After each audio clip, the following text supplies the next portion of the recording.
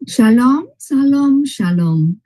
Bapak-bapak, ibu-ibu, dan saudara-saudara yang dikasihi Tuhan, kami mengucapkan selamat pagi bagi saudara-saudara kita yang berada di New York, selamat sore kepada saudara-saudara kita yang berada di Eropa, dan selamat malam bagi saudara-saudara kita yang berada di Indonesia. Selamat tahun baru. Senang sekali kita berjumpa kembali dalam Bible Study Sejarah Penebusan di Sema Adonai. Ucapan syukur kita yang selalu kita panjatkan kepada Tuhan kita Yesus Kristus atas kasih karunia dan anugerah serta penyertaan Tuhan, bahwa kita diberi kesempatan untuk berjumpa, bersekutu, dan belajar kembali di Sema Adonai. Hari ini adalah pelajaran pertama di tahun 2025, dan kami juga mau mengucapkan syukur kepada Tuhan atas kasih penyertaan perlindungan selama di tahun 2024. Tema pelajaran firman hari ini adalah pembelajaran kelanjutan dari pembelajaran bulan lalu atau tahun lalu, tahun 2024, sekaligus pembelajaran terakhir buku ketiga dari sejarah penebusan dengan judul Resume Kehidupan Daud, seorang yang berkenan di hatiku dan melakukan kehendakku, yang diambil dari buku sejarah penebusan seri ketiga, ditulis oleh pendeta Abraham Park, Dr. Ministry, suatu penyusunan dan penyampaian sistematis pertama di sepanjang sejarah dunia. Untuk tema hari ini, seperti biasa, pembelajaran sebelum-sebelumnya disampaikan oleh Ibu Alida Nur, Dr. Ministry. Selamat malam Ibu Alida. Selamat malam, selamat sore, selamat pagi, sore, malam. Terima kasih. Ya, selamat berjumpa di tahun 2025 Ibu Alida. Selamat tahun baru. Sungguh sangat bersyukur dan berterima kasih kepada Ibu Alida yang masih terus dengan setia melayani kita dan memberikan pengajaran firman Tuhan kepada kita semua sehingga kita boleh menerima berkat dari kebenaran firman Tuhan. Kiranya apa yang kita terima dari pelajaran hari ini akan menambah pengertian akan kebenaran firman dan pengenalan kita akan Tuhan. Baiklah saudara-saudara yang dikasihi Tuhan, sebelum kita menerima pengajaran firman hari ini, kita akan memohon pimpinan penyertaan Tuhan dari awal hingga akhir ibadah kita hari ini atau pembelajaran hari ini. Kiranya Tuhan mengaruniakan kita hikmat kerendahan hati serta membuka mata hati, telinga, dan pikiran kita. Untuk itu kita akan mengangkat doa pembukaan yang dipimpin oleh Ibu Indah, saudari kita dari Jerman. Silakan Ibu Indah. Ya, terima kasih Ibu Yanti. Shalom saudara-saudara. Kami kita mau bersama-sama bersatu hati dalam doa. Tuhan adalah Bapa kami, Bapa yang kami kenal dalam Tuhan Yesus Kristus. Kami bersama-sama datang kembali saat ini di hadirat Bapa. Terima kasih untuk kasih Bapa dan kesetiaan Bapa untuk kami yang tiada henti-hentinya. Penyertaan serta topangan Bapa untuk kami dalam setiap waktu. Dan Bapa sudah memimpin kami masuk tahun 2025 ini. Dan kami mau berterima kasih di mana kami diberikan kesempatan kembali untuk belajar terakhir dari buku ketiga sejarah penebusan dengan tema Resume Kehidupan Daud yang akan disampaikan oleh Ibu Alida Nur. Bapak, kami mohon urapan untuk beliau dengan kuasa roh Bapa. Tambahkan hikmat marifat dari Bapa sendiri di dalam menyampaikan firman-Mu hari ini. Dan persiapkan juga hati kami masing-masing yang akan mengikuti pelajaran hari ini atau siaran tunda nanti. Buka mata dan telinga rohani kami, dan Roh Kudus Bapa sendiri yang akan menguasai segenap hati kami. Hadir dan berkenanlah Bapa bersama kami saat ini, sehingga kami bisa mengerti dan mau mengerti apa yang akan disampaikan Bapa kepada kami. Bapa akan menjauhkan kami dari segala penggoda dan pencoba. Kami juga mau menyerahkan untuk tim pelayan hari ini. Bapa akan turut campur tangan dan menolong kami, sehingga akan berjalan dengan lancar, aman untuk hubungan internet kami dan teknisi. lancarkan semua perangkatan kami. Bapa sendiri yang akan mengendalikan semuanya saat ini. Kami sekarang mau mengundang Roh Kudus-Mu, curahkan bagi kami satu persatu, dan kami pun siap untuk menerima pelajaran yang akan kami lakukan sekarang. Dan kami mau menyerahkan dari awal, pertengahan hingga akhir pembelajaran ini di tangan Bapa. Pertolongan dan tuntunan selalu kami harapkan dan kami butuhkan. Jadikan hati kami juga seperti tanah yang subur, di mana benih-benih itu ditabur akan tumbuh dan berbuah di dalam hati dan dalam kehidupan kami sehari-hari. Dan kami pun bisa belajar saat ini bukan kebetulan, tapi semua kan karena anugerah yang boleh kami terima hari ini. Di dalam nama Tuhan Yesus Kristus, Tuhan dan Juru Selamat kami yang hidup itu, doa ini kami panjatkan. Haleluya. Amin. Saya kembalikan pada Ibu Yanti sebagai moderator. Amin, amin. Terima kasih Ibu Indah untuk pimpinan doa pembukaan hari ini. Baiklah, sebelum kita memulai pembelajaran, kita akan terlebih dahulu memperkenalkan profil dari pembicara kita Ibu Alida yang akan ditayangkan oleh Ibu Aling. Silakan Ibu Aling.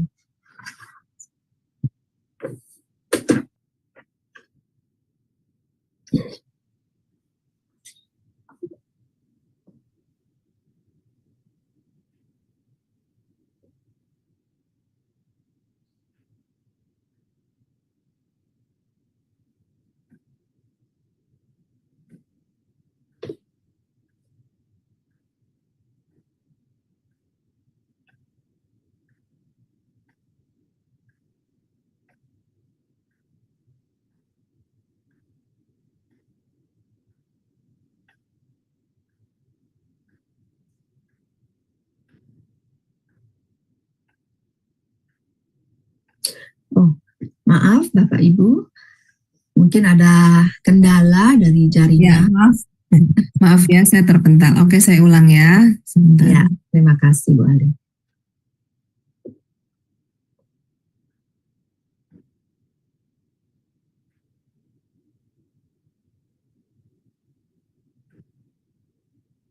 Salam pada kesempatan kali ini, kita ingin memperkenalkan seorang hamba Tuhan yang luar biasa, yakni Ibu Alida Nur, MDiv Dimin. Beliau lahir di Semarang pada tanggal 23 Juni tahun 1970. Ibu Alida telah menikah dan dikaruniai 3 orang anak serta 1 orang cucu. Pendidikan. Pada tahun 1992 Bachelor of Science BSc dari San Francisco State, USA. Pada tahun 1997 Master of Divinity MDiv dari The Presbyterian Assembly Theological Seminary, Orlando, Florida, USA. Pada tahun 2011 Diploma of Teaching Montessori Education dari Jakarta, Indonesia. Pada tahun 2014 Doctor of Ministry D.Min dari Brick Theological Seminary dan Graduate School, Orlando, Florida, USA. Pelayanan, melayani KTB ibu-ibu di Jerman sejak Februari tahun 2022 sebagai pengajar melalui Zoom meeting. Sebagai penatua di GPBSI Jakarta, sebagai kepala sekolah minggu di GPBSI Jakarta. Beliau juga mentraining para guru-guru sekolah minggu dari berbagai denominasi gereja di beberapa kota di Indonesia.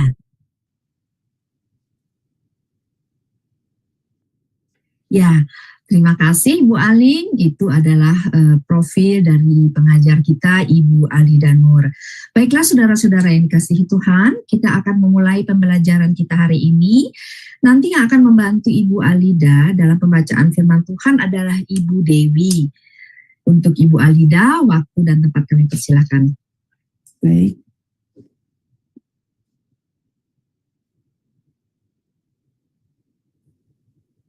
Jadi hari ini adalah pelajaran terakhir ya untuk kita membahas dari buku ketiga ya. Nah, apa sih yang mau kita pelajarin pada hari ini? Kita akan lihat ada 3 hal yang akan kita bahas, yaitu mengenai tahun-tahun terakhir Daud di masa tuanya.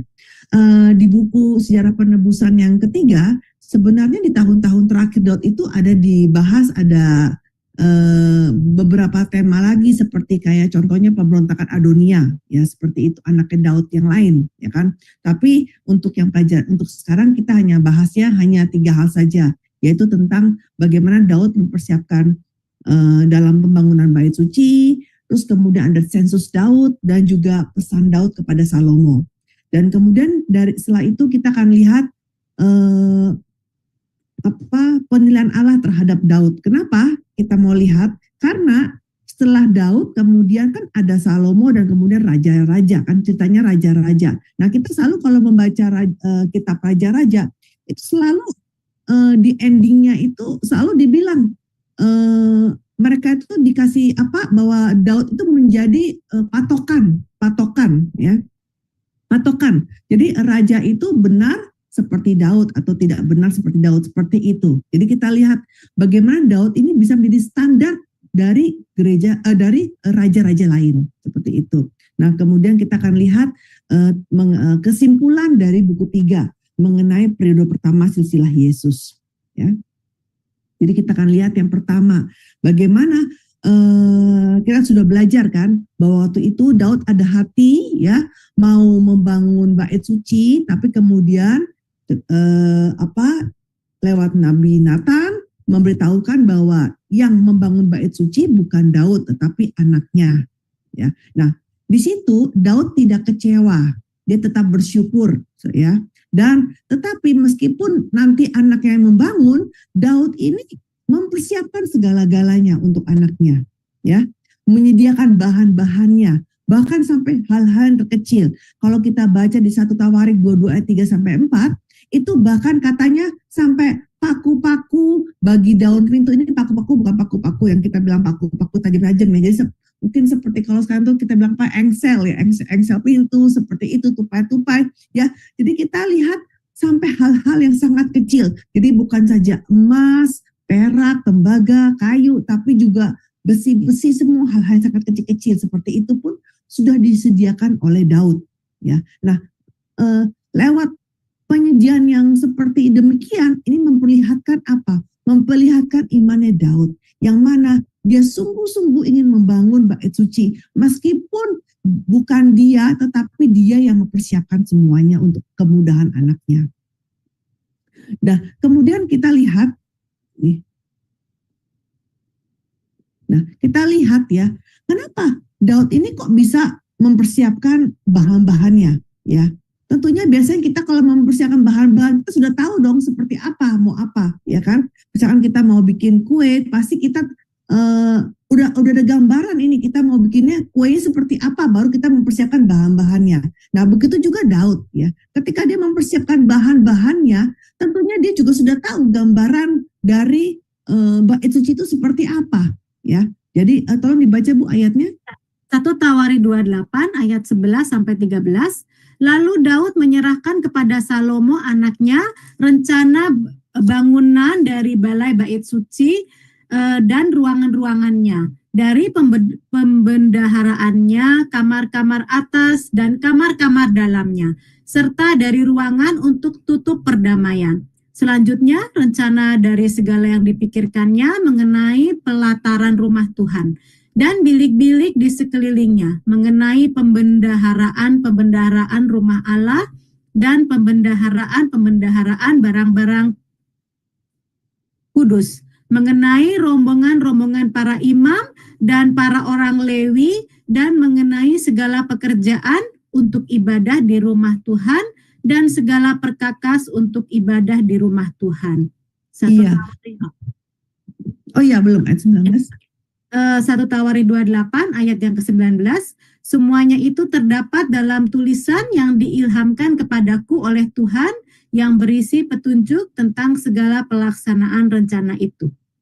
Iya, jadi kita lihat dari sini bukan Salomo ya yang mendesain bait suci itu, ya kan? Jadi Daud ya yang mengajarkan kepada Salomo Jadi Daud itu seperti arsitek, bayangkan ya, Daud yang tadinya cuma seorang gembala, ya, kemudian dia lari-lari melarikan diri selama 10 tahun ya karena mau dibunuh oleh Raja Saul ya, tapi kemudian dia menjadi raja ya, dan dia bukan hanya menjadi raja kalau kita lihat di sini, dia pun menjadi seorang arsitek ya kan, tetapi dia yang belum pernah selama ini dia bangun rumah kan seperti itu, tapi dia bisa membangun bait suci yang merancang bait suci yang sangat mewah. Itu dari mana? Yaitu diilhamkan dari Tuhan. Ya, seperti itu ya. Bahkan bukan hanya seorang arsitek, tapi dia juga seorang manajer. Dia memanage, dia sampai mengatur.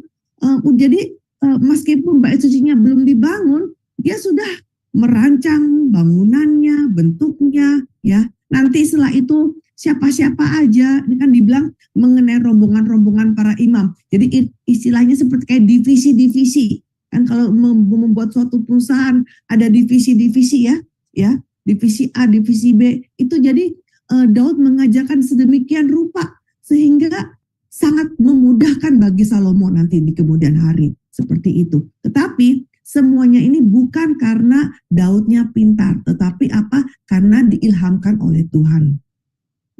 Ya, dan kemudian yang nomor 2, selain dia mempersiapkan bahan-bahannya, dikatakan bahwa dia menyediakannya juga dengan sangat-sangat banyak dan dengan segenap kemampuan.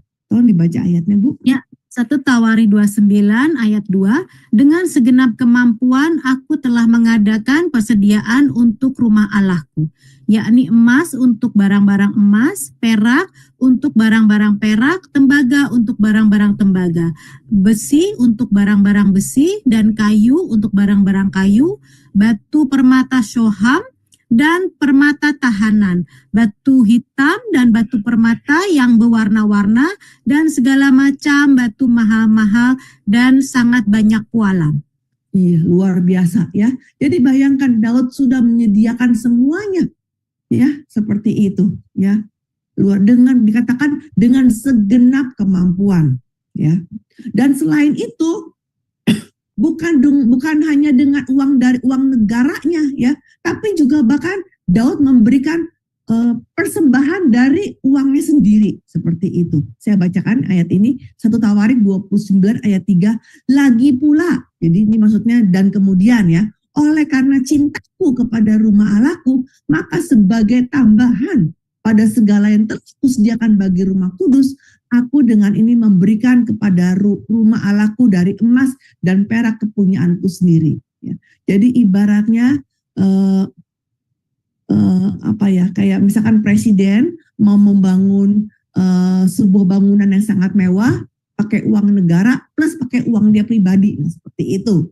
Ya, nah dengan melihat bahwa Daud memakai uang pribadi dia, maka para pemimpin-pemimpin yang di bawahnya sampai dengan rakyat melihat itu, ya, dan akhirnya mereka juga ikut-ikut memberikan persembahan dengan tulus hati, sehingga sampai membludak saking banyaknya, ya, persediaannya seperti itu, ya.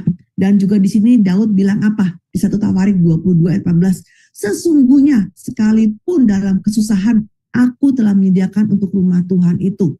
Ya, jadi dia bilang apa? Menyediakannya dalam kesusahan.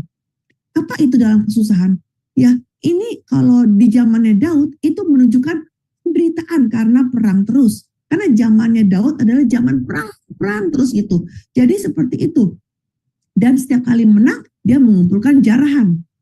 Ya, jadi lewat kesusahan ini apa? Mempertaruhkan hidupnya, ya seperti itu. Ya, mungkin kalau zaman sekarang orang tua bekerja keras untuk sekolah anak-anaknya sampai kurang tidur, ya, kurang makan, ya seperti itu. Itu namanya berjerih payah seperti itu. Ya, nah kemudian kita lihat Daud dan rakyat sambil memberikan persembahan yang begitu sangat banyak, ya, mereka sudah melakukan apa? Mereka sudah melakukan peresmian. Kan kehabisan itu adalah peresmian. Nah, biasanya kalau peresmian itu bangunannya sudah ada dulu baru diresmikan. Tapi ini tidak. Bahkan sudah dilakukan peresmian, pentahbisan pembangunan bait suci sebelum bait sucinya itu dibangun. ya, dan mereka juga kemudian melakukan korban-korban sembelihan dan sangat banyak. Kalau kita baca itu ayat di 1 Tawarik 29, 21-22 juga nggak kalah banyaknya, seperti bukan kan kalau Salomo juga dibilangin 1000 ekor bla bla bla, 1000 ekor bla bla. Daud juga sama, 1000 bla bla bla, 1000 bla bla. Itu juga sangat banyak. Ya, sangat-sangat berlimpah. Ya. Nah, kemudian kita lihat yang kedua adalah sensus Daud. Jadi di dalam masa tua Daud itu Daud melakukan sensus. Nah, sensus ini sebenarnya sebelum saya membaca buku ketiga, saya juga kadang dilema. Kenapa dilema? Saya tidak mengerti ya. Kadang-kadang ada dua ayat yang sepertinya bertabrakan seperti itu. Ini ngomong A, ini ngomong B. Jadi yang mana yang benar? Tapi lewat buku ketiga itu dijelaskan dengan baik sehingga saya juga sudah menjadi mengerti. Tolong Bu dibaca. 2 Samuel 24 ayat 1-4. Bangkitlah pula murka Tuhan terhadap orang Israel.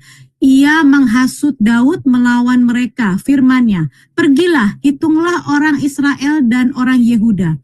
Lalu berkatalah raja kepada Yoab dan para panglima tentara yang bersama-sama dengan dia, jelajahilah segenap suku Israel dari dan sampai Beersheba. Adakan pendaftaran di antara rakyat, supaya aku tahu jumlah mereka.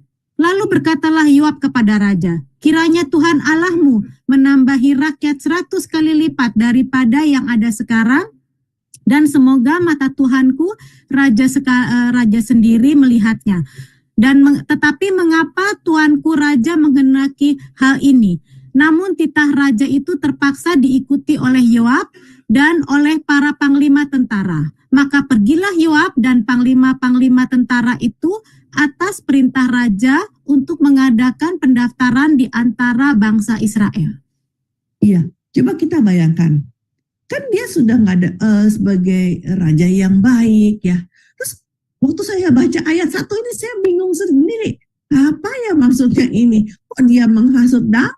Ya kan, seperti itu. Kelihatan nggak bagus ya Tuhan kata-katanya. Bangkitlah pula murka Tuhan terhadap orang Israel. Kenapa dia murka? Gitu. Saya nggak ngerti dulu sebelum saya membaca buku ketiga ini gitu. Terus dikatakan ia menghasut Daud ya seperti itu. Nah, jadi ceritanya itu ya Daud itu menjadi mau hitung berapa sih jumlah rakyatku ya kan? Karena kalau semakin banyak rakyat berarti itu sama dengan semakin kokoh, semakin kuat ya kan. Nah, waktu itu Yoab bilang, ngapain dihitung? Yang kita pakai bahasa yang gampangnya gitu. Ngapain dihitung? Udah pasti 100 kali lipat lah. Nggak usah dihitung-hitung, nggak usah capek-capek hitung gitu ya kan. Nah, kalau zaman dulu menghitung juga perlu berbulan-bulan ya seperti itu. Udah tuh, jadi sebenarnya Yoab sudah kasih tahu kepada raja, nggak usah dihitung lah. Ya, udah pasti 100 kali lipat. Gitu.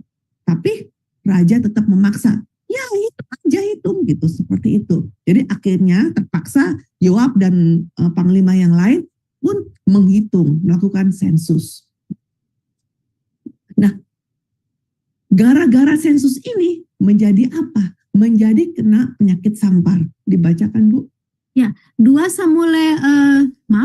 Samuel 24 ayat 13-15. Kemudian datanglah Gad kepada Daud, memberitahukan kepadanya dengan berkata kepadanya, akan datangkah menimpa engkau 3 tahun kelaparan di negerimu?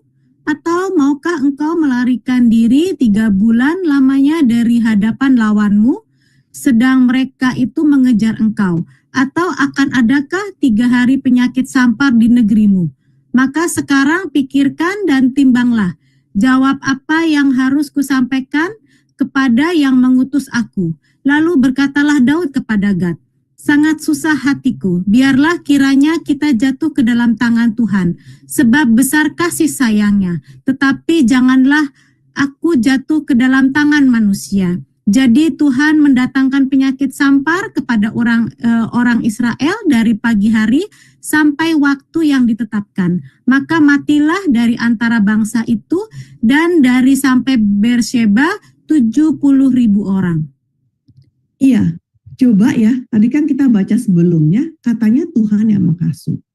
Sudah Tuhan yang menghasut, setelah dihitung Tuhan panis, Tuhan hukum gitu loh. Habis Tuhan hukum, yang dihukum banyak juga 70.000. Makanya waktu saya baca ini, saya nggak mengerti gitu. Udah Tuhan yang suruh, udah gitu Tuhan yang hukum seperti itu. Dan bayangkan kalau kita dikasih hukuman, disuruh milih mau 3 tahun kelaparan atau 3 bulan atau 3 hari, itu seperti itu, ya kan? Nah, jadi Daud pilih, ya sudahlah, secepat mungkin pilih aja yang 3 hari ya, 3 hari sampar karena ini adalah dari Tuhan sendiri, ya kan? Karena kalau 3 bulan dari lawan berarti kan orang lain dari musuh seperti itu. Nah, ini yang menjadi kebimbangan ketika kita membaca Alkitab gitu ya, seperti itu. Nah, sekarang mengapa Daud melakukan sensus dan kenapa sih kok sampai kesannya kayak Tuhan yang sudah menyuruh tapi Tuhan juga yang panis seperti itu ya. Yang pertama itu karena ada dosa di negeri. Kenapa ada dosa? Karena Tuhan mau menghakimi rakyat Israel. Ya. Karena kenapa? Kenapa Tuhan mau menghakimi rakyat? Karena Daud itu sudah menjadi raja. Tapi ketika Daud sudah menjadi raja, raja yang dipilih oleh Tuhan, ya, tapi ada pemberontakan Absalom dan juga Seba. Itu Seba saya nggak jelasin. Bapak Ibu bisa baca lagi di pasal di 2 Samuel pasal 20, ya. Di Seba itu ada seorang Efraim ya, dari suku Efraim, dia juga memberontak. Nah, coba kita bayangkan. Ini Absalom dan Seba.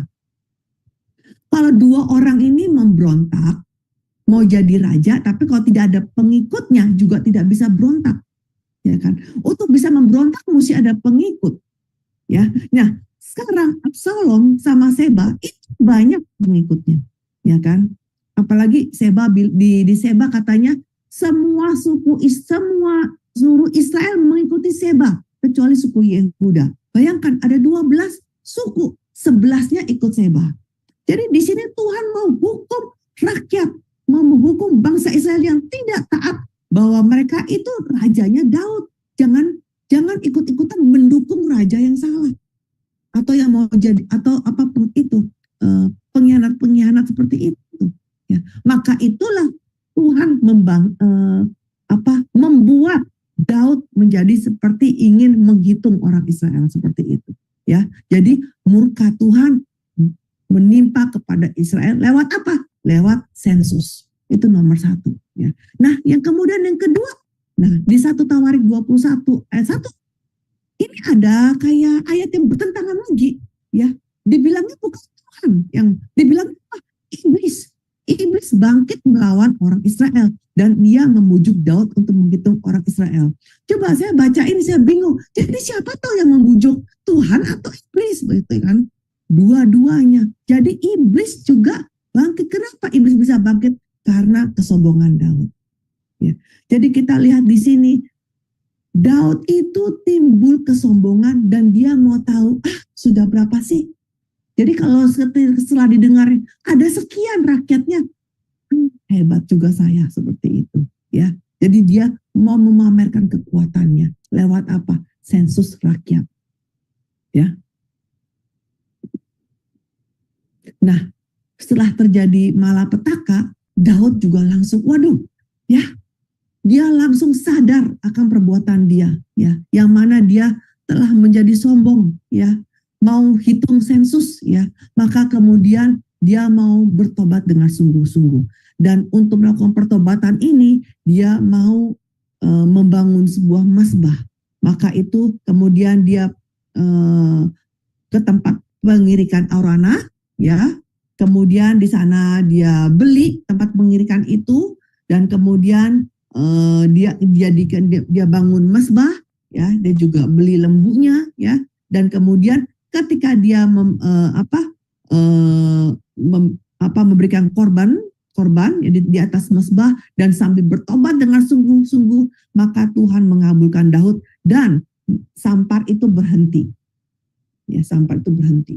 Nah, yang luar biasa ya, tempat Daud itu membeli tempat pengirikan Araunah, ternyata dulunya itu apa? Dulunya itu adalah tempat di mana Abraham juga mempersembahkan Ishak di tempat ini ya, di tanah pengirikan orang itu di tanah Moria, ya. Jadi kita lihat, ya. Jadi di dalam nantinya, ya, tempat pengirikan Orana, tempat Daud bertobat itu nantinya oleh Raja Salomo itu adalah tempat dia membangun bait suci. Berarti bait suci itu dibangun atas apa? Iman. Dari imannya Abraham, juga dari ketaatannya Ishak, ya, dan juga lewat pertobatan. Hari ini juga sama. Setiap gereja yang benar, ya, itu pasti didirikan oleh siapa? Ketika didirikan oleh para pendiri-pendiri gereja, ya, pasti dengan lewat apa? Iman mereka, ya, ketaatan mereka, antusias mereka, semangat mereka, dan juga gereja ini tempat kita berdoa dan bertobat seperti itu. Ya, nah kemudian setelah sensus Daud, kemudian kita akan bahas tentang pesan Daud kepada Salomo. Ya, jadi sebelum Daud mati, ya, Daud panggil Salomo, ya, dan dia memberikan pesan-pesan terakhir. Ya, jadi pesan-pesan terakhirnya ini ada di 1 Raja-Raja pasal 2 ayat 1 sampai 9. Nah, kalau kita lihat, ya, di pasal tersebut itu bisa dibagi dua, ya, pesannya, yaitu bagaimana Salomo seharusnya berlaku terhadap Allah, itu ada di ayat 1 sampai 4, dan yang kedua bagaimana Salomo seharusnya berlaku terhadap rakyat, itu ayat 5 sampai dengan 9. Nah, intinya apa? Apa sih inti pesan Daud ini? Ya, jadi tentang apa yang harus dilakukan Salomo, ya, untuk orang-orang, ya, termasuk memperlakukan dengan hormat terhadap mereka yang sudah setia, mempertaruhkan hidup mereka untuk bangsanya, ya, dan untuk juga mendirikan kerajaan. Nah, tapi sebaliknya Salomo juga dipesankan untuk dengan prosedur yang adil menghukum atau menghakimi mereka yang sudah memberontak melawannya. Ya, jadi pesan Daud ini, ya, juga tentunya pesan juga untuk kita yang hidup di akhir zaman. Ya, apa sih pesan Daud kepada Salomo? Kita lihat. Yang pertama, Daud berpesan apa? Aku ini akan menempuh jalan segala yang fana. Maka kuatkanlah hatimu dan berlakulah seperti laki-laki. Jadi suruh apa? Suruh seperti laki-laki. Maksudnya apa? Salomo juga laki-laki.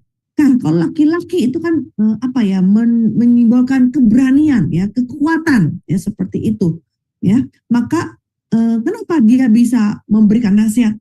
Ayo berlaku ya seperti laki-laki. Ya, kuatkan hatimu. Karena Daud ingat ketika dia melawan Goliat, ya, dia bisa punya keberanian melawan raksasa Goliat itu karena apa? Karena iman dia. Ya, iman yang percaya kepada Tuhan, yang memberikan kekuatan kepada dia, yang memberikan keberanian kepada dia. Jadi lewat iman yang kuat dan keberanian ini adalah pelajaran yang penting. Ya, jadi lewat Daud itu melawan Goliat, ini menjadi pengalaman hidup dia. Pengalaman hidup dia bagaimana dengan iman yang kuat bisa mengalahkan musuh seperti itu. Jadi lewat pengalaman yang luar biasa ini, Daud mau memberikan nasihat kepada Salomo untuk menjadi seperti dia. Ya, jadi ketika kita percaya kepada Tuhan, ya, bahwa Tuhan itu bersama kita, menyertai kita, maka kita pun juga memiliki keberanian, memiliki kegigihan, ya, dalam menjalankan pekerjaan, memiliki semangat untuk melakukan pekerjaan, ya, dan percaya bahwa kita pasti dapat menyelesaikan tugas yang diberikan kepada Tuhan. Dan kemudian yang kedua, Daud berpesan kepada Salomo untuk menjaga firman Tuhan. Tolong dibaca ayatnya, Bu, Ya. Dewi.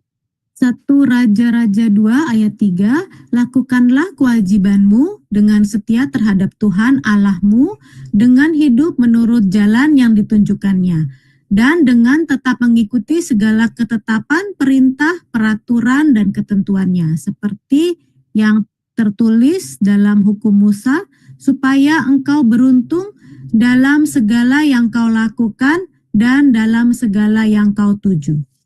Iya, jadi ya maksudnya apa? Ya, yang pertama, kamu sudah punya tugas dan kewajiban, lakukan itu dengan segenap hati, ya. Lakukan karena kamu punya tanggung jawab yang sudah dipercayakan kepada Tuhan. Itu nomor satu. Kemudian yang kedua, Daud memberitakan apa? Untuk taat kepada firman Tuhan. Ya, taat sepenuhnya. Apa itu? Ya, ketetapan Tuhan, perintah, peraturan, dan ketentuan semuanya. Ya, seperti itu. Nah, kenapa sih kok Daud bilang kamu harus jaga firman Tuhan ya? Kenapa? Bagaimana dia lupa dan tidak menjaga firman Tuhan, dan dia itu melakukan dosa perzinahan dengan Batsyeba, dia juga bunuh suaminya, dan gara-gara itu sehingga dia menjadi sengsara, gara-gara itu sehingga jadi dia melarikan diri dari pemberontakan Absalom, seperti itu ya. Dan terus menjadi sejak masalah Batsyeba ini ya, jadi datang terus gitu masalah seperti itu. Jadi dari sini Daud membeli pengalaman, ya, betapa pentingnya menjaga firman Tuhan. Jadi Daud itu benar-benar ngajar Salomo, jangan seperti dia gitu, ya. Karena kenapa? Kalau kamu menjaga firman Tuhan, maka kamu akan berhasil, ya. Cuma sayangnya di akhir kehidupan Salomo, ya, dia tidak pesan-pesan terakhir Daud itu. Sehingga dia apa? Pada akhirnya dia juga menyembah berhala ya dari perempuan-perempuan kafir yang dikawinin dia ya. Kemudian yang ketiga, Daud berpesan supaya Salomo hidup di hadapan Allah dalam kebenaran. Dibaca ayatnya. 1 Raja-Raja 2 ayat yang keempat, dan supaya Tuhan menepati janji yang diucapkannya tentang aku, yakni jika anak-anakmu laki-laki tetap hidup di hadapanku dengan setia. Terjemahan bahasa Inggris, in truth, dalam kebenaran, dengan segenap hati, dan dengan segenap jiwa, maka keturunanmu takkan terputus dari tahta kerajaan Israel. Iya, jadi kata setia di sini sebenarnya tulus ikhlas ya dalam kebenaran ya. Jadi Daud berpesan ya supaya Salomo itu menjaga tingkah laku dia ya. Jadi bukan hanya teori saja ya. Ibaratnya iman itu harus disertai dengan perbuatan ya, bukan hanya teori di kepala, tetapi juga tingkah lakunya juga harus sama seperti itu. Jadi dalam kebenaran, itu kebenaran ya, segenap hati dan segenap jiwa ya. Jadi sama, kita pun juga haruslah hidup di hadapan Tuhan dengan mengabdikan seluruh hati dan seluruh jiwa kita. Ya. Nah, sekarang kita lihat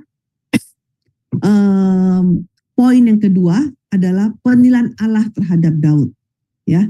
Jadi semua kita sudah belajar kan mengenai buku ketiga, adegan-adegan cerita Daud kita sudah belajar ya, dan kita sudah lihat ya bahwa ternyata dalam hidup Daud juga banyak juga melakukan kesalahan ya seperti itu. Tapi kita mau lihat apa sih penilaian Allah terhadap Daud ya, itu ada 4 ayat yang menyatakan menilai Daud. Yang pertama, Allah mengakui bahwa Daud telah hidup menurut jalan Allah dan telah menjaga segala ketetapan dan perintahnya. Dibaca Ibu ayatnya. 1 Raja-Raja 13 ayat yang ke-14, dan jika engkau hidup menurut jalan yang kutunjukkan dan tetap mengikuti segala ketetapan dan perintahku sama seperti ayahmu Daud, maka aku akan memperpanjang umurmu. Iya, jadi di sini kalau kita baca ayatnya, ayat itu, ceritanya itu ini raja-raja ya. Jadi raja-raja itu ya, Tuhan bilang itu pakai patokannya, pakai standarnya Daud ya. Jadi dia bilang ya, kalau kamu hidup menurut jalan yang kutunjukkan dan tetap mengikuti segala ketetapan dan perintahku sama seperti ayahmu Daud, maka aku akan mempanjang umur. Berarti Daud itu selalu menjaga ketetapan dan perintah dia. Ya, padahal kita tahu Daud nggak mengikuti segala ketetapan dan perintahnya, ya kan? Ada tengah-tengahnya, ada enggak kan? Itu seperti itu, ya kan? Dia bunuh orang, ya, dia melakukan perzinahan. Tapi Tuhan bilangnya apa? Indah sekali. Dia mengikuti segala ketetapan dan perintahku. Dan kemudian yang kedua, Allah mengakui bahwa Daud telah hidup di hadapan Allah dengan tulus hati dan benar. Dibaca ayatnya, Bu.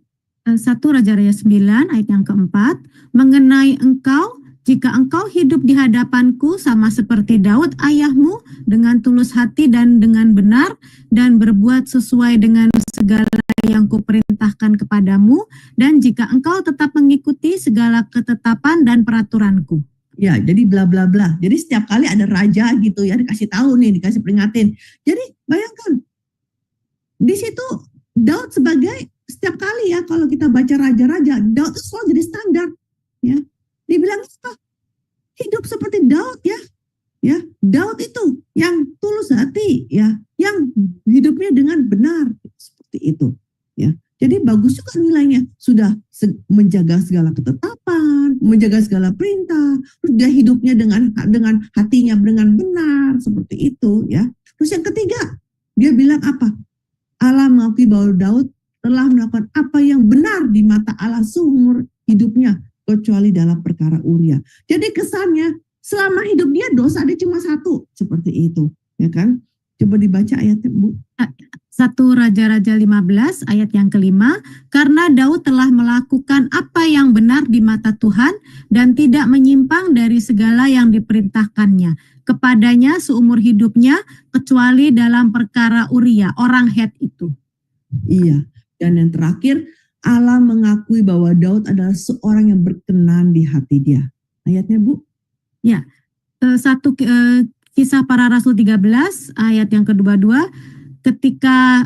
setelah Saul disingkirkan, Allah mengangkat Daud menjadi raja mereka. Tentang Daud, Allah telah menyatakan, aku telah mendapat Daud bin Isai, seorang yang berkenan di hatiku dan yang melakukan segala kehendakku. Iya, berarti resume Daud ini bagus sekali ya.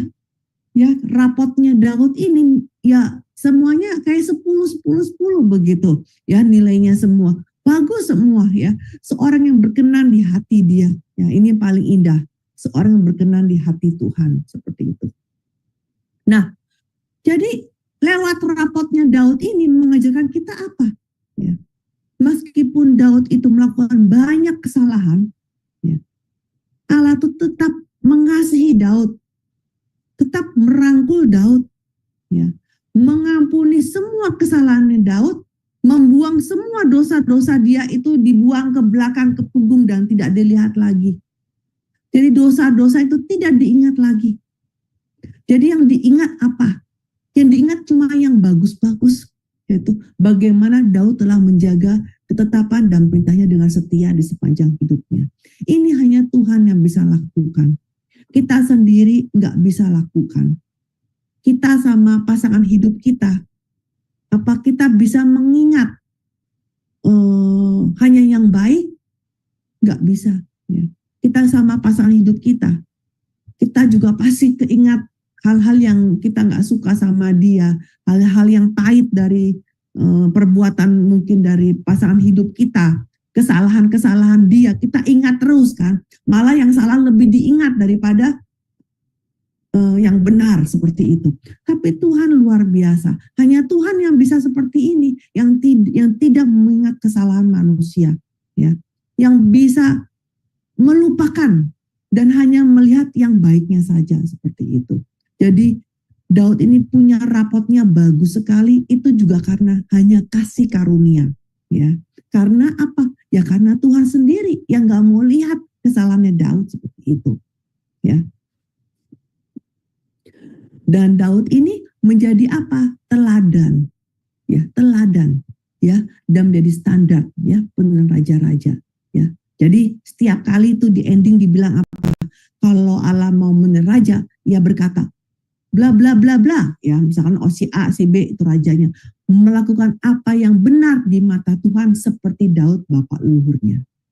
Tapi kalau raja itu tidak benar, maka dia bilang si bla bla bla bla hidup dalam segala dosa yang telah dilakukan ayahnya sebelumnya, dan ia tidak dengan sepenuh hati berpaut kepada Tuhan Allahnya seperti Daud moyangnya. Jadi Daud itu terus dijadikan sebagai standar, menjadi teladan, ya, bagi raja-raja berikutnya.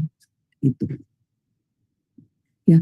Nah, orang yang berkenan di hati Tuhan itu kita lihat lewat kehidupan Daud bukanlah orang yang sempurna sama sekali.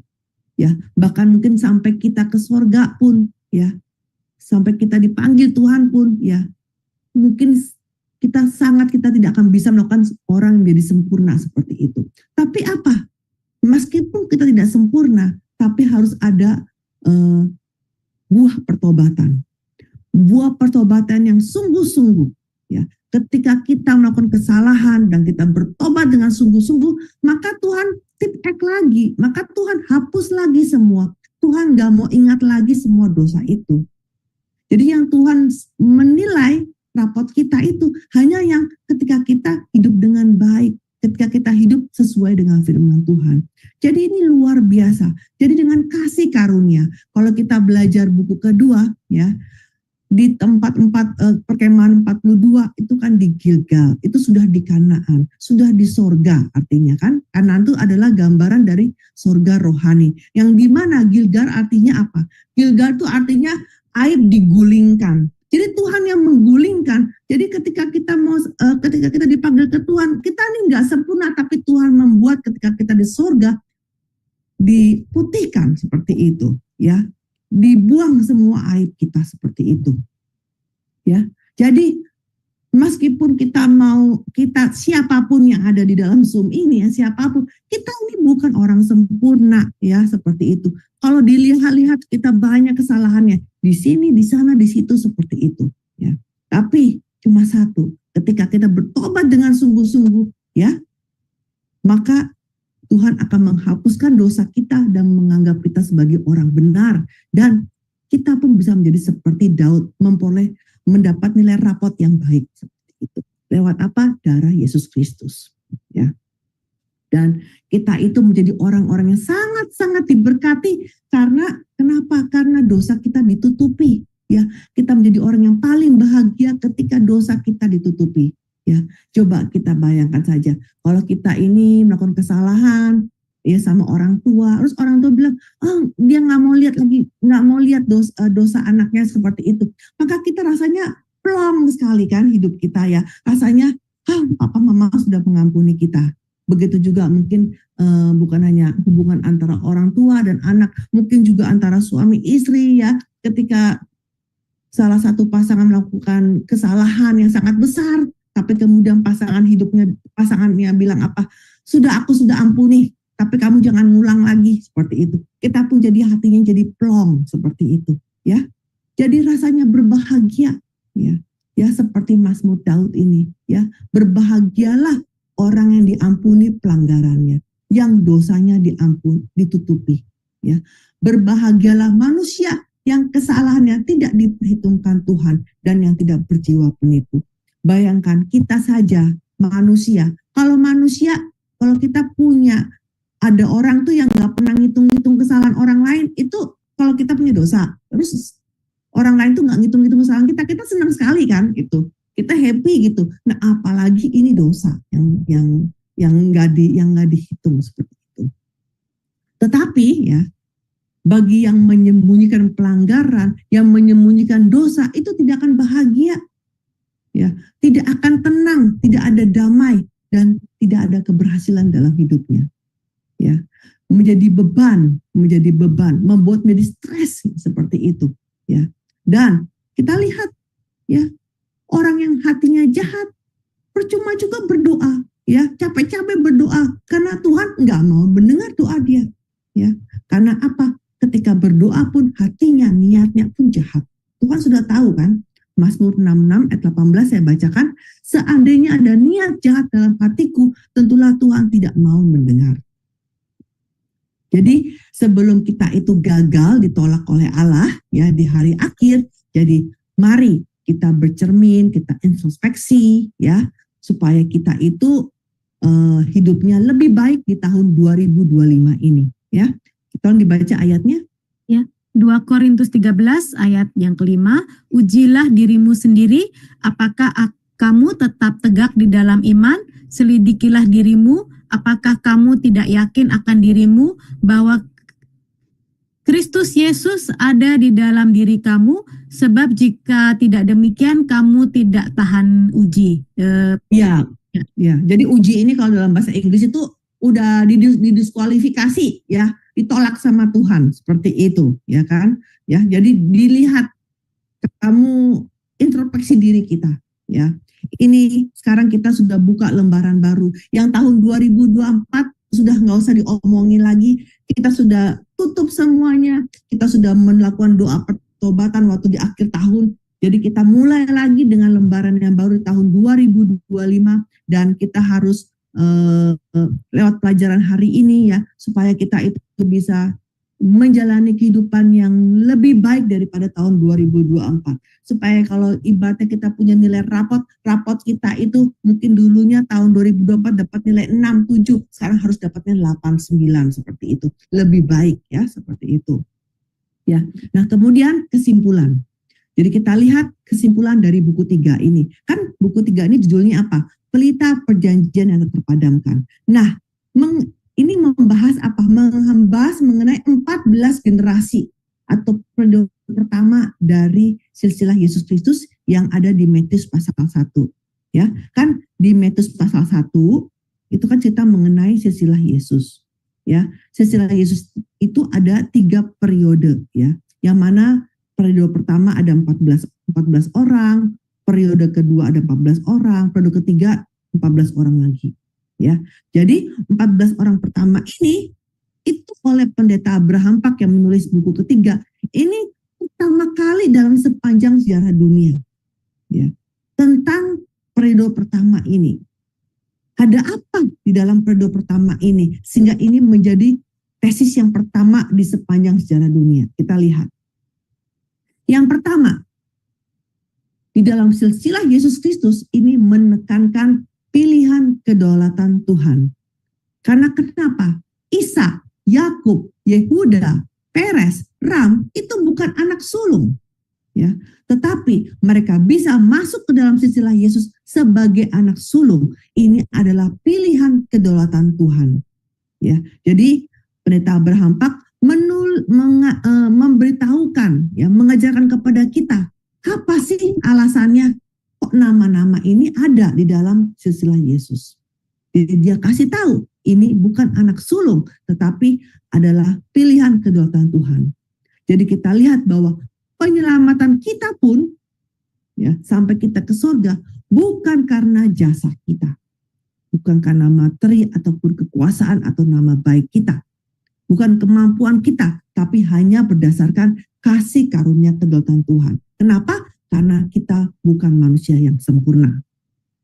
Ya. Kemudian yang kedua, kita lihat bahwa di dalam silsilah Yesus itu aneh sekali. Di dalam periode pertama ada nama perempuan. Ya, karena kenapa? Di zamannya Yesus itu, zaman perjanjian lama juga tidak dihitung. Ya, perempuan tidak dihitung. Tidak dianggap. Nah, tetapi di dalam silsilah Yesus ada nama perempuan di dalam silsilah. Dan kemudian lagi yang lebih mengherankan, perempuan ini bukan perempuan-perempuan orang Israel, tapi mereka adalah perempuan-perempuan bangsa lain. Ya. Ya. Jadi ini ceritanya Yesus ini mix ya, keluarganya dari mix, bukan dari satu negara. Ya, kalau kita bilang seperti itu, ya. Allah memasukkan nama-nama perempuan kafir itu ada di dalam Matius pasal 1 ayat 3 dan ayat 5. Kita lihat Tamar, Rahab itu perempuan Kanaan dan Rut adalah perempuan Moab, ya. Ini mengajarkan apa? Jadi kenapa sih Tuhan mencantumkan mereka di dalam silsilah Yesus? Ini mau kasih tahu bahwa di dalam penyelamatan Yesus Kristus itu tidak ada diskriminasi. Semua orang, agama bangsa apapun dia, backgroundnya apapun, itu dapat menjadi orang benar dalam iman. Itu ayatnya Roma 3 ayat 22, pasal 10 ayat 11 sampai 13. Jadi lewat di dalam silsilah Yesus dengan mencantumkan nama perempuan itu sepertinya sudah ada hint, udah ada petunjuk bahwa sebenarnya Yesus Kristus itu sudah bukan juru selamat bagi hanya orang Israel, tapi juga juru selamat bagi semua orang. Ya, semua orang kudus yang menerima Yesus Kristus di dalam iman. Jadi sebagai juru selamat bagi semua orang, tetapi khususnya siapa? Khususnya orang-orang menerima Yesus Kristus sebagai dengan iman, ya, sebagai juru selamat, yang mengaku Yesus sebagai juru selamat. Nah, itu akan dianugerahkan kasih karunia dan menerima keselamatan. Dan yang kemudian yang ketiga, ya, sisilah Yesus ini mau menyaksikan apa? Bahwa iman yang hidup adalah tumpuan terpenting yang menggenapi penyelenggaraan sejarah penebusan. Kita lihat 3 perempuan yang muncul ini kenapa bisa masuk ke dalam silsilah Yesus? Itu karena mereka semua punya iman-iman yang luar biasa, yang hebat, yang menyambungkan jalan kedatangan Yesus Kristus. Karena Yesus ini hampir-hampir tidak bisa dilahirkan karena dari generasi ke generasi, hampir-hampir putus generasinya. Tapi lewat ketiga perempuan ini yang mempertaruhkan nyawa mereka, sehingga jadinya tersambung lagi. Sehingga Yesus Kristus bisa lahir. Contohnya kita lihat si Tamar. Ya, Tamar ini sebenarnya kalau di mata dunia melakukan perbuatan yang sangat memalukan. Karena dia berhubungan. Dia berdandan seperti seorang pelacur. Ya.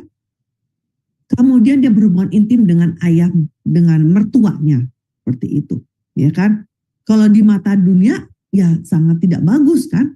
Tetapi ternyata Tamar ini demi apa? Demi untuk meneruskan garis keturunan Yehuda. Ya, bayangkan, kalau Yehuda tidak dengan Tamar, maka sudah terputus. Habis Yehuda, udah. Nggak ada anak, nggak ada garis, nggak ada nggak punya keturunan. Ya, sehingga tidak bisa dilahirkan. Dan Yesus nggak bisa lahir. Ya, apalagi dikatakan bahwa Yesus harus datang dari suku Yehuda, ya. Tapi Yehuda sendiri nggak punya anak, bagaimana bisa lahir? Jadi lewat Tamar maka silsilah Yesus Kristus bisa dilanjutkan. Ya. Kemudian Rahab, kita lihat si Rahab ini. Rahab juga sebenarnya dia juga sama. Ya, kalau ini benar-benar pelacur beneran, ya bukan pura-pura jadi pelacur, ya. Ya, Rahab ini adalah warga negara Yeriko, ya, tapi dia itu malah menyembunyikan musuh negaranya, ya. Jadi bagi orang dunia, ya tidak baik ini Rahab ini, ya, menyembunyikan spion mata-mata dari negara lain seperti itu. Tapi Tuhan bilang apa? Dia mengakui imannya Rahab, ya, seperti itu, ya. Dan karena Rahab juga percaya kepada Tuhan Israel, ya. Jadi Rahab itu nggak pernah ketemu dengan orang Israel, tetapi gosip-gosip, cerita-cerita, ya, mengenai betapa hebatnya. Jadi ketika Tuhan itu memberikan 10 tulah di Mesir, kan dikatakan bahwa dia memberikan tulah supaya semua orang di dunia mengetahui bahwa akulah yang berkuasa seperti itu, ya kan? Akulah Tuhan yang benar seperti itu. Maka cerita 10 tulah itu disampaikan dari Mesir ke seluruh negara, ya. Jadi Rahab juga dengar story itu, betul. Di Mesir terjadi ini, wah hebat sekali. Wah, bisa berjalan di Laut Merah. Wah, bisa sungai Yordan terbelah.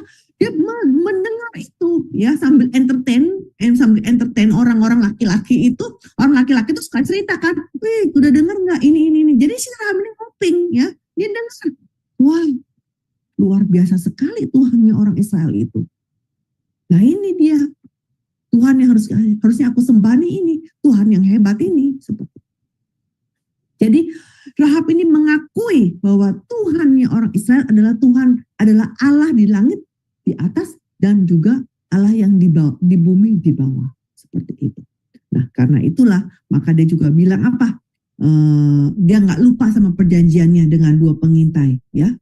Jadi lewat janji mengenai tali dari benang merah yang diikat sama jendela. Kita udah tahu itu semua story-nya ya. Dan pada akhirnya dua pengintai itu bisa selamat dan Yeriko bisa hancur. Nah, kemudian Rahab ini apa yang terjadi? Rahab menjadi masuk menjadi masuk dalam keluarga Yehuda ya. Rahab ini menikah dengan Salmon. Salmon itu siapa? Salah satu dari pengintai. Ya, kita lihat.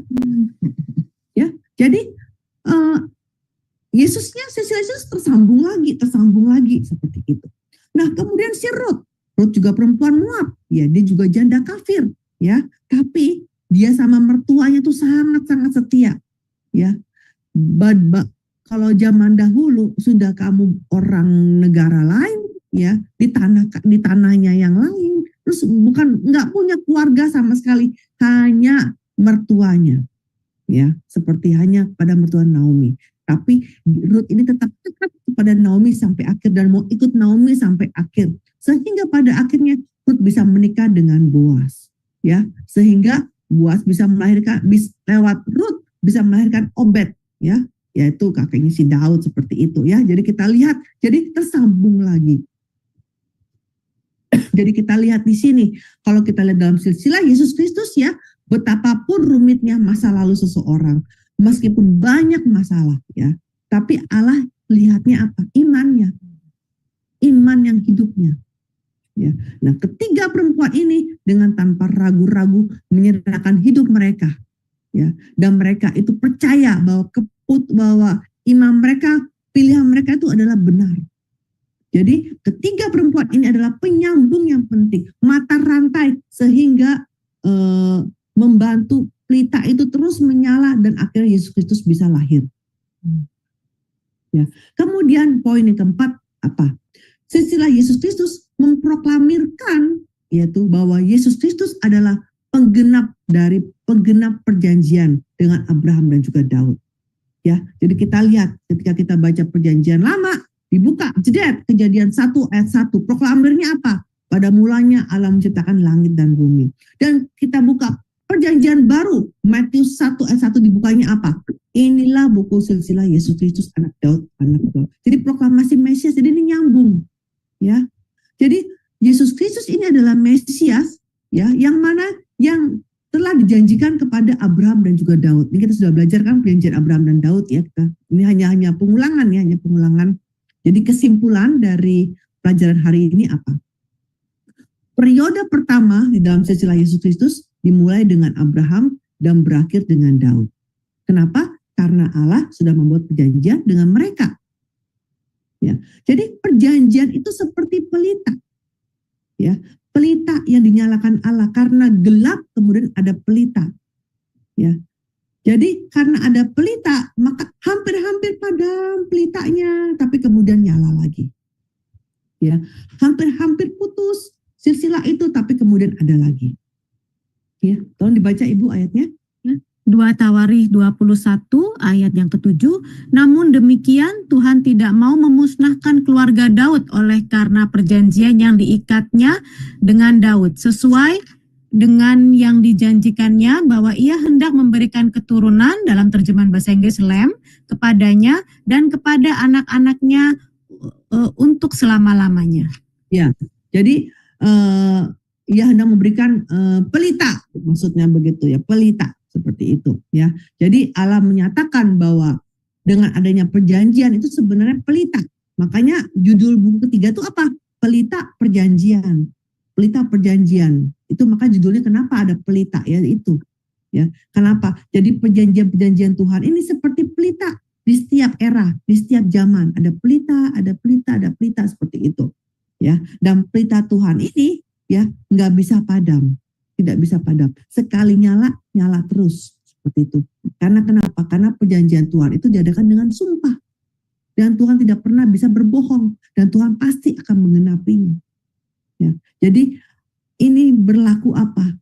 Pelita ini. Hari ini apa? Sampai dengan hari ini. Pelita perjanjian Tuhan itu terus nyala. Ya. Tuhan berjanji apa? Mau memberikan kita hidup kekal. Itu pelita. Harapan kita. Kalau kita ada pelita itu ada harapan. Harapan kita. Jadi meskipun di bumi ini kita mungkin sedang hidupnya kurang baik, Tapi dengan kita melihat ke depan, ya pelita Tuhan, ya janji Tuhan hidup kekal, maka kita ada pengharapan lagi, ada semangat lagi, ada bangkit lagi seperti itu. Ya, jadi sampai hari ini pelita penyelamatan dari Tuhan yang masih terus berkobar-kobar pada kayu salib Yesus Kristus.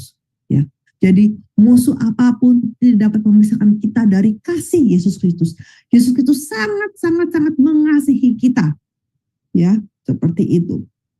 Ya, kalau dia tuh karena sangat mengasihi kita, maka ketika kita bertobat dengan sungguh-sungguh, maka Tuhan buru-buru tidak ingat-ingat lagi dosa itu, seperti itu.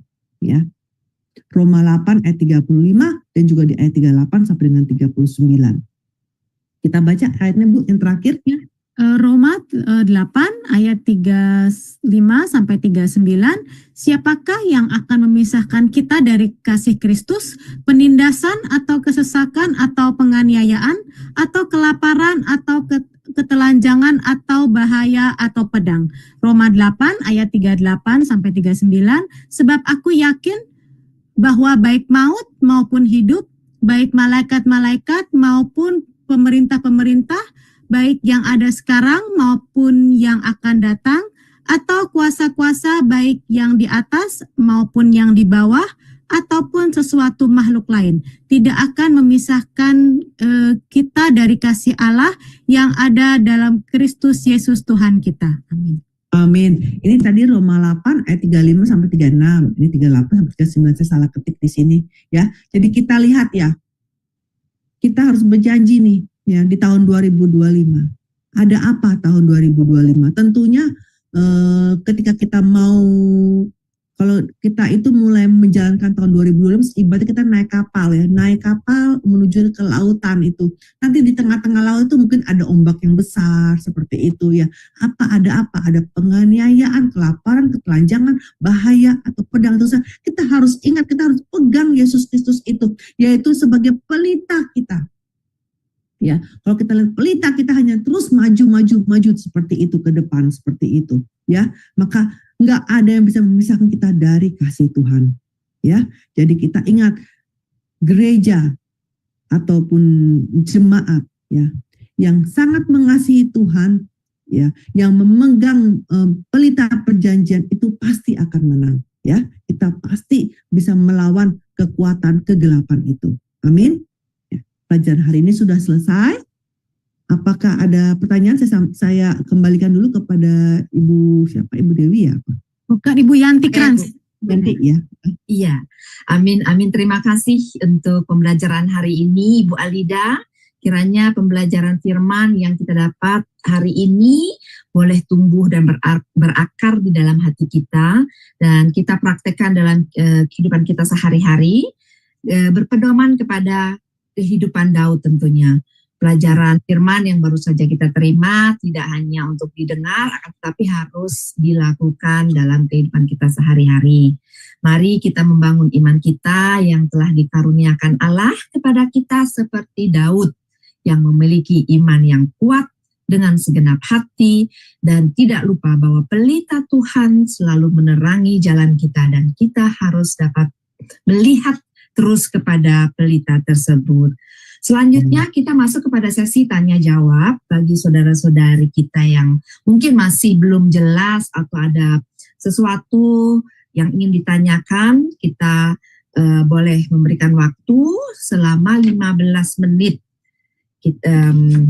Silahkan untuk saudara-saudari kita yang akan bertanya, waktu dimulai dari sekarang. Ya Bu Aling. Ya. Shalom Ibu Alida, selamat malam. Terima kasih Ibu. Ibu, saya mau bertanya yang mengenai perbuatan dari Rahab ya Ibu. Yang tunggu Bu. Ya. Bukan Rahab, siapa yang satu lagi Ibu yang dia menjadi pelacur itu, menjadi yang dia hidup dengan yang tidur dengan mertuanya ya, Ibu. Tamar. Nah, kan perbuatan Tamar itu kan Bu adalah sebenarnya kalau menurut hukum Taurat ya, Ibu Alida, kan dia berarti melacurkan diri itu perbuatan yang perzinahan ya Ibu ya. Dan ya menurut hukum Taurat itu kan kalau menurut hukum Taurat biasanya itu di zaman PL itu dirajam dengan batu. Nah, yang menjadi pertanyaan saya, perbuatan tamar itu kan sebenarnya tidak benar ya Ibu. Tetapi dia melakukan itu kan untuk melanjutkan silsilah dari keturunan Yesus ya Ibu ya. Yang saya mau tanyakan adalah begini Ibu. Bagi Tuhan perbuatan tamar itu kan dibenarkan, artinya dibenarkan ya Ibu ya.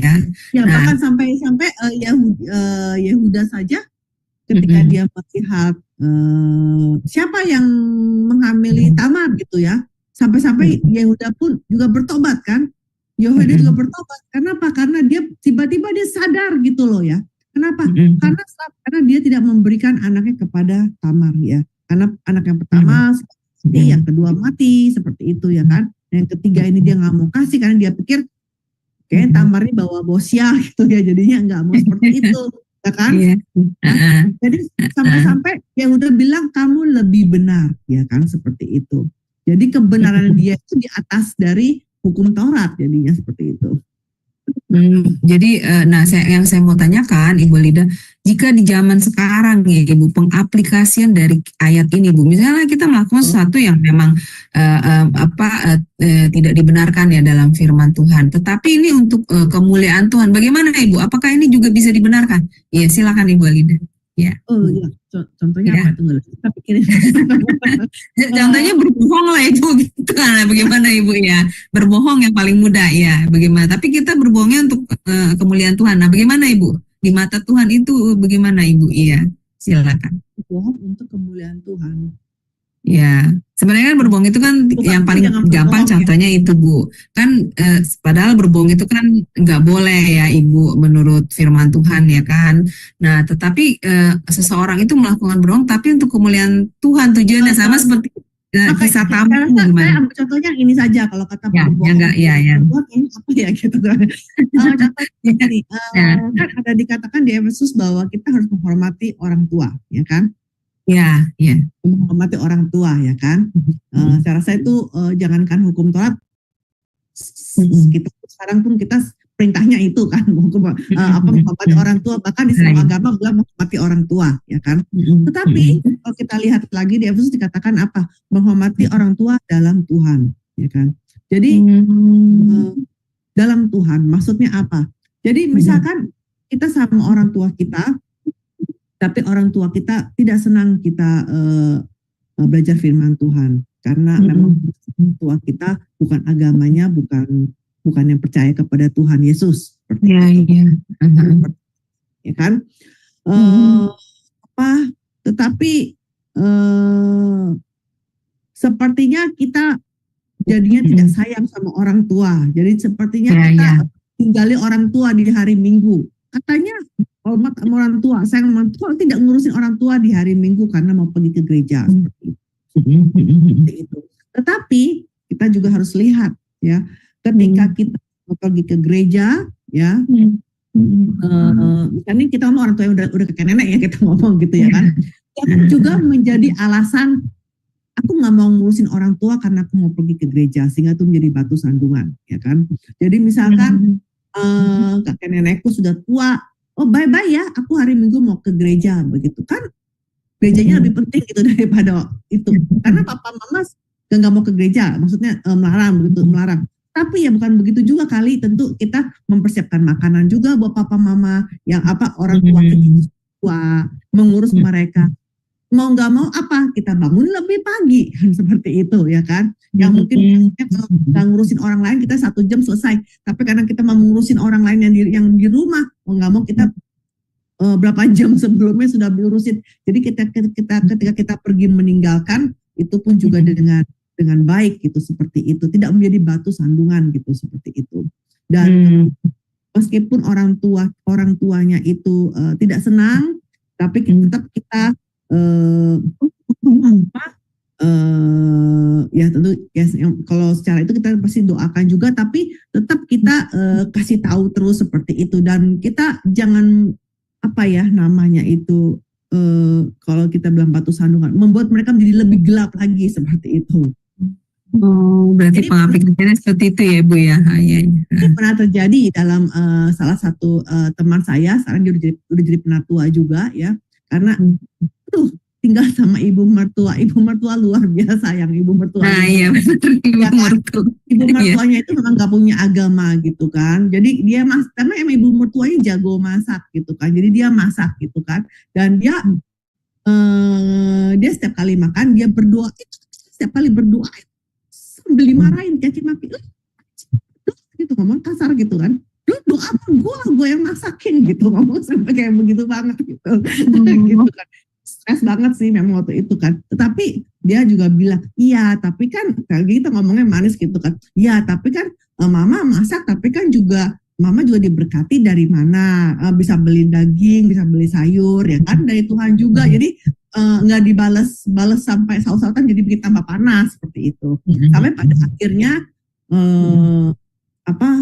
mertua yang seperti itu evilnya seperti itu ya, itu kira bisa calm down juga seperti itu, tapi harus dengan seperti itu. Iya, baik. Saya paham. Terima kasih Bu Alida untuk pencerahannya. Tuhan berkati. Ya, saya kembalikan kepada Ibu Yanti. Nah, ini tadi ada komentar dari Pak Budi sebentar apa? Oh iya ini. Apa ini? Bukan atau belum sengaja, sebentar. Saya bacain ya. Kita harus menghormati orang tua dalam Tuhan. Bagaimana kalau tidak segera semangat, bukan tetap harus kita doakan. Harusnya bukan atau belum sengaja terima Yesus. Maksudnya ya Pak Budi, ya silakan Ibu. Bagaimana kalau tidak segera semangat, bukan tetap harus. Tidak segera terima ya Yesus. Kita doakan, itu kan doa udah pasti kan setiap ya kan, ya seperti itu ya kan. Memang contohnya kayak orang tua saya ya, saya punya orang tua itu anti banget sama orang Kristen karena orang tua saya itu Katolik seperti itu. Saya juga dari keluarga Katolik ya. Jadi ketika saya pindah ke Kristen itu mereka tidak senang, dan tiap hari Minggu kan, kalau Minggu sore setelah bergereja saya pasti datang ke rumah orang tua ya kan, karena rumahnya agak jauh. Jadi saya hanya berkunjung itu seminggu sekali setiap Minggu sore ya kan, seperti itu. Nah, jadi nggak enak juga gitu kalau pembicaranya kadang-kadang nyakitin juga gitu orang tua gitu kan.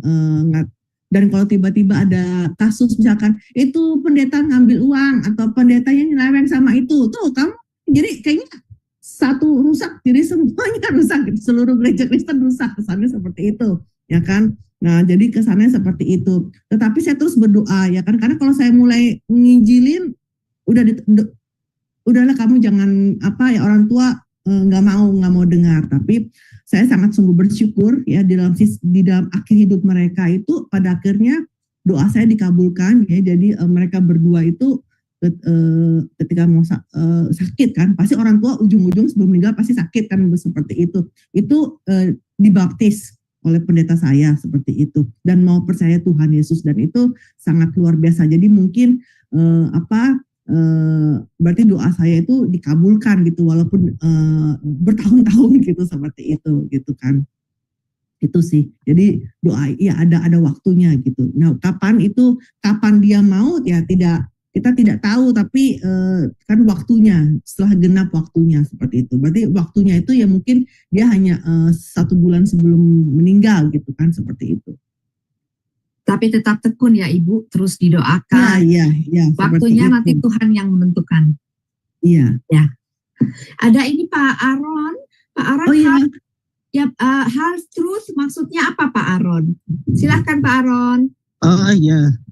Oh iya, shalom ya. Half truth itu berarti kebenaran setengah ya, atau bahasa lainnya seperti contoh white lie atau berbohong.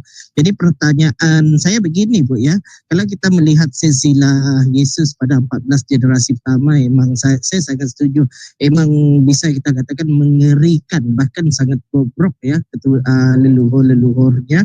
Tetapi yang saya ingin fokuskan adalah Rahab, di mana kalau kita melihat dari luar seolah-olah dia berdiri di 2 kaki itu ya Bu ya, di mana jika orang Kanaan menang ya pasti dia selamat jika orang Israel menang, orang Yahudi menang, dia juga selamat gitu. Dan dia melakukan hal cerdas juga ya kalau gitu ya. Iya benar kan? Ya ini adalah sangat polemik ya, bisa kita katakan sangat polemik, apalagi kalau Tamar tadi seolah-olah mengangkatkan kembali kelakuan Sodom itu ya kan. Tetapi Tamar, Rahab. Ini kita ngomong Jericho ya. Bukan Tamar kan berhubungan dengan Yehuda kan, mertuanya sama seperti yang dilakukan oleh Sodom ya, mengungkit atau mengangkat kembali. Kalau Rahab itu seolah-olah dua kaki. Jadi pertanyaan saya, apakah bisa kita seolah-olah di posisi Rahab untuk merangkul? Karena di dalam gereja Barat mengatakan budaya gereja jangan ada budaya, tetapi budaya ada dalam gereja. Di mana kita merangkul orang menggunakan budaya yang bisa kita katakan seolah-olah bertentangan, tetapi untuk merangkul mereka, dan apabila kita dapat rangkul baru kita pisahkan. Itu pertanyaan saya. Dan apakah kita bisa juga untuk melakukan white lie atau half truth gitu? Ya, half truth untuk sekarang. Oke, itu aja pertanyaan saya. Tuhan Yesus memberkati. Kalau di dalam gereja kami yang diajarkan oleh pendeta Abraham Pak, yaitu yang namanya sebuah gereja itu tidak bisa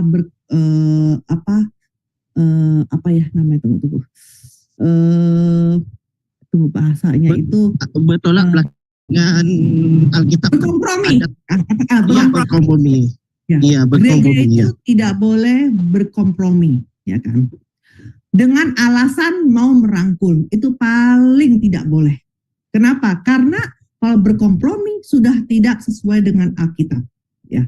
Jadi karena yang dilihat oleh Tuhan bukan sebuah gereja itu bukan dilihat sukses itu bukan dilihat dari jumlah orang jemaat, ya kan? Bukan dilihat itu. Di mata Tuhan gereja itu sukses itu bukan, oh kamu jemaatnya 10.000, kamu jemaatnya cuma 100 gitu, oh kamu nggak sukses gitu yang 100 gitu.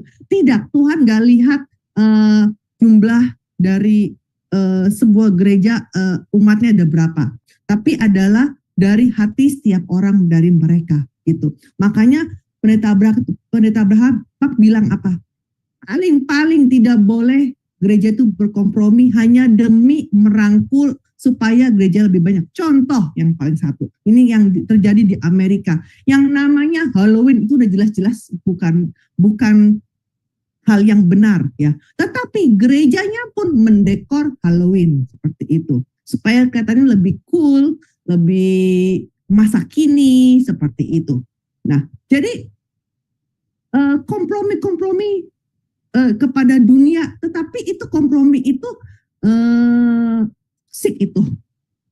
toksik sebenarnya, itu racun yang lama-lama terus akhirnya menjadi firman itu menjadi bercampur dengan budaya manusia sehingga itu bukan firman yang asli seperti itu Pak. Jadi contohnya itu. Jadi kalau di tempat kami kita nggak mau berkompromi dengan itu. Contohnya misalkan ada lagi, misalkan masalah kematian. Kalau mati dibakar atau dibakar atau dikubur, gitu, ya kan seperti itu, ya kan. Nah, ada gereja yang bilang enggak apa-apa, dikubur kan juga sudah mati, jadi kayak menghibur seperti itu. Tapi jelas-jelas sekali, ya kan. Masa kamu mau membakar orang tua kamu? Karena dibakar itu kalau di Alkitab itu dikena kutuk. Dan mereka lagi tidur, bukan lagi mati. Ya, karena orang Kristen yang percaya kepada Tuhan Yesus, mereka bukan mati. Mereka tidur, mereka istirahat untuk nanti dibangkitkan lagi. Seperti itu. Tapi seperti itu dijelaskan. Tetapi ada hal-hal yang dimana mau tidak mau harus dibakar, tapi bukan karena kemauan sendiri. Contohnya misalkan ya, karena di gereja kami itu juga banyak orang Korea, ya kan. Nah ketika ada yang meninggal, mati di Indonesia, nggak bisa kubur di Indonesia, gitu loh.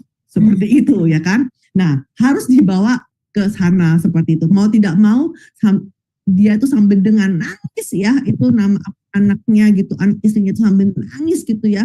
Tapi terpaksa harus dibakar seperti itu. Saya rasa Tuhan tahu ya hatinya mereka ya, seperti itu. Kita lihat hatinya itu. Jadi case by case seperti itu. Iya, terima kasih Ibu Alida untuk penjelasannya. Waktu tanya jawab 15 menit sudah selesai. Bagi saudara-saudari yang masih mau bertanya, nanti bisa dilanjutkan setelah pembelajaran hari ini. Terima kasih Ibu Alida untuk pembelajaran hari ini, sungguh-sungguh sangat memberkati, banyak sekali perihal-perihal yang baru yang kita pelajari hari ini. Sebelum kita menutup pembelajaran hari ini, kita mohon kepada Ibu Alida untuk menyampaikan closing statement dan dilanjutkan dengan doa penutup. Ya, silakan. Ya, jadi kalau kita sudah belajar dalam satu tahun ya, 1 tahun 1 bulan ya, sudah belajar mengenai buku ketiga ini. Buku ketiga kita belajar apa sih? Ada banyak peristiwa-peristiwa ya, tapi tentunya yang paling sebagian besar cerita mengenai yaitu silsilah Yesus ya, 14 generasi, dan kemudian juga hakim-hakim. Kita melihat bagaimana hakim-hakim itu dipilih Tuhan bukan karena kemampuan ya, malah mereka banyak kekurangannya, tapi ketika kita berserah kepada Tuhan, Tuhan menurunkan rohnya, roh Tuhan, dan sehingga mereka bisa menjadi hakim yang baik yang bisa dipakai oleh Tuhan. Begitu juga Daud, kita lihat dipakai oleh Tuhan karena apa? Rendah hati ya, rendah hati, mau menerima tuntunan Tuhan, seperti itu ya. Jadi kalau kita lihat dalam hidup kita ya, kita nih belajar Alkitab ya, itu buku Alkitab kan tebal seperti itu. Mau buat apa sih sebenarnya? Kenapa sih Tuhan mau nuntun kita kemana sih gitu ya kan? Itu cuma satu kok kesimpulannya, membuat kita mengakui bahwa Tuhan adalah pencipta kita, untuk kita supaya rendah hati. Ketika kita rendah hati ya, ketika kita rendah hati, maka barulah kita mau mendengarkan firman Tuhan. Ketika kita mau mendengarkan firman Tuhan, kita mau menaati Tuhan. Dan menaati Tuhan dengan apa? Bukan dengan terpaksa, tapi dengan sukarela. Ya, seperti Henokh, maka itu dia bisa hidup berjalan bersama dengan Tuhan dan diangkat. Kenapa Henokh bisa diangkat? Karena setiap kali mendengar firman Tuhan, dia langsung taat.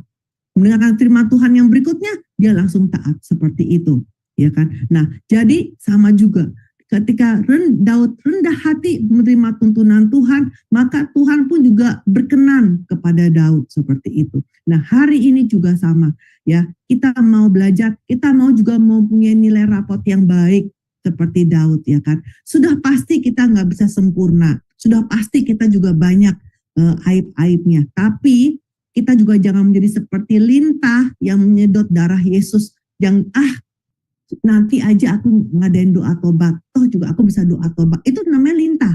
Ya, lintah yang nyedot darah Yesus, itu tidak benar ya, seperti itu. Tapi ketika kita dengan sungguh-sungguh ya, kita dengan rendah hati mau menerima tuntunan Tuhan lewat darah Yesus yang berharga, kita juga diampuni, maka kita pun bisa nantinya menerima rapot yang bagus seperti Daud. Ya, mari kita berdoa. Allah Bapa yang ada di sorga, kami sangat-sangat sungguh bersyukur ya Bapa, karena Bapa telah mengirimkan Yesus Kristus ke dunia ini untuk menebus kami yang tidak layak ini Bapa. Bapa, biarlah kiranya di tahun 2025 ini Bapa, kami ingin berketetapan hati untuk bisa hidup sesuai dengan firman Tuhan. Bapa, biarlah kiranya pesan-pesan Daud kepada Salomo ini terukir di hati kami ya, dengan dalam, supaya kami bisa menaatinya dengan baik, supaya kami bisa menaatinya dengan setia dan juga dengan sukacita, supaya ada kegembiraan, ada damai yang sejati. Bapak, sehingga pada akhirnya kami pun bisa menerima berkat seperti Daud, yang mana dipanggil oleh Tuhan adalah orang yang berkenan di hati Allah. Bapak, kami berdoa dengan bersyukur, mengucapkan syukur Bapak dalam nama Tuhan Yesus. Amin. Amin, amin. Terima kasih Ibu Alida untuk doa penutupnya. Dan kami juga mengucapkan terima kasih kepada saudara-saudara yang sudah bergabung bersama kami, serta berterima kasih juga kepada saudara-saudara kita yang ikut ambil bagian dalam pelayanan hari ini, baik yang berada di depan layar maupun di belakang layar. Pertemuan berikutnya akan diadakan bulan depan, yaitu tanggal 2 Februari 2025. Kita akan mulai dengan buku yang keempat, gitu Bu Alida? Ya. Buku keempat mengenai raja-raja Israel ya, lanjutannya dari tahun ini. Sungguh-sungguh luar biasa. Dan mari kita bersemangat. Waktunya masih tetap seperti hari ini, yaitu jam 21 waktu Indonesia Barat, jam 9 pagi waktu New York, dan jam 3 sore waktu Jerman sekitarnya. Terima kasih untuk kebersamaannya, terima kasih Ibu Alida, dan terima kasih untuk saudara-saudara sekalian yang sudah bergabung. Kita kembali di bulan Februari untuk meneruskan pembelajaran. Jangan sampai ketinggalan. Tuhan Yesus memberkati, dan shalom.